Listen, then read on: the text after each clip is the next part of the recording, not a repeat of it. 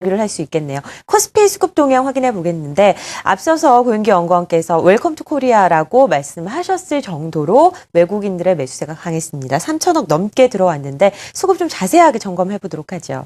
네, 수급 현황 잠시 화면을 보시면서 말씀을 드리도록 하겠습니다. 보시는 것처럼 이 위쪽을 보시게 되면 이제 프로그램 현황이 나타나게 되어 있는데요. 차익 순매수가 오늘 약 62억 원 정도, 그리고 비차익 순매수가 약 1,200억 가까이 매수세가 가담나는 그런 모습을 확인하실 수가 있습니다.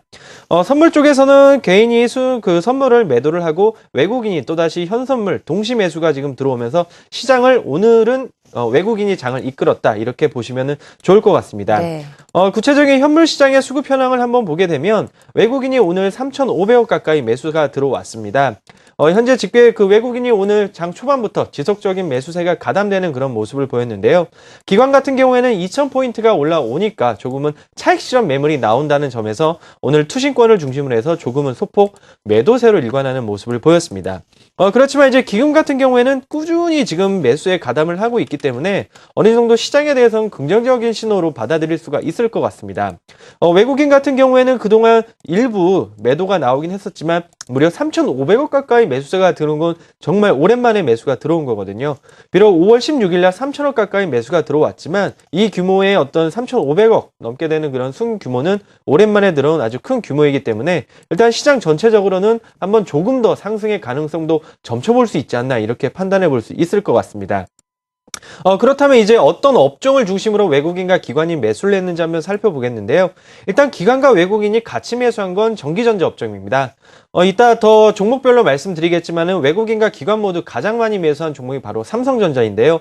그동안 갤럭시 S4에 대한 어떤 기대감이 소멸되면서 주가가 주춤했던 삼성전자를 외국인과 기관이 다시 한번 매수로 일관하고 있다라고 이렇게 보시면 좋을 것 같습니다. 그 외에 기관 같은 경우엔 제조업종과 금융업종을 지속적으로 매수를 하고 있는 상황이고, 외국인은 이제 코스피 지수와 함께 전기전자, 운송장비, 화학, 철강, 그동안 가지 못했던 그런 트로이카 관련주들의 그런 상승세를 이끌고 있다라고 보시면 좋을 것 같습니다. 전반적으로 이제 종목별로 수급 현황을 살펴보게 되면 외국인은 오늘 삼성전자를 가장 많이 매수를 했고, 그 다음은 기아차, 현대차, 삼성 SDI, 대림산업 순으로 매수를 했습니다. 외국인의 매수 상위를 살펴보게 되면 삼성전자, 기아차, 현대차, 그동안 가지 못했던 종목들 위주로 지금 매수가 강하게 들어오고 있는 걸 확인하실 수가 있을 것 같고요.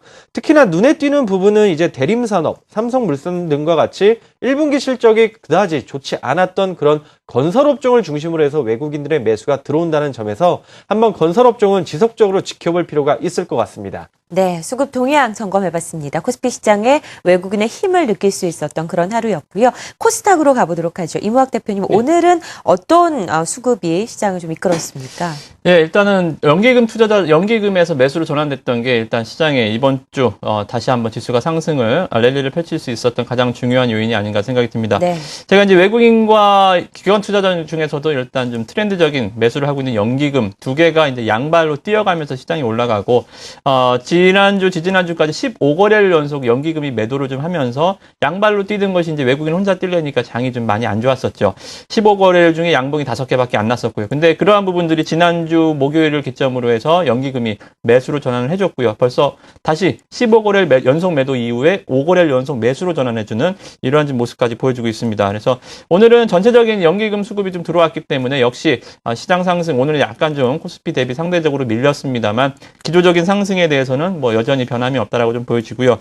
코스닥의 과열을 이제 좀 많이 이렇게 좀 의심하시는 분들이 많이 있는 것 같은데, 잠깐 화면을 보면서 말씀을 드려보면, 네. 여전히 제가 이제 미국의 이제 러셀 2000 지수와 코스닥 시장 상승을 계속 좀 비교하는데, 러셀 지수가 꺾일 줄을 모릅니다. 역시 이러한 중소형주 강세가 우리나라뿐만이 아니라 해외 증시, 특히나 미국 러셀 2000 지수 6개월 수익률이 21%를 향해서 올라가고 있거든요.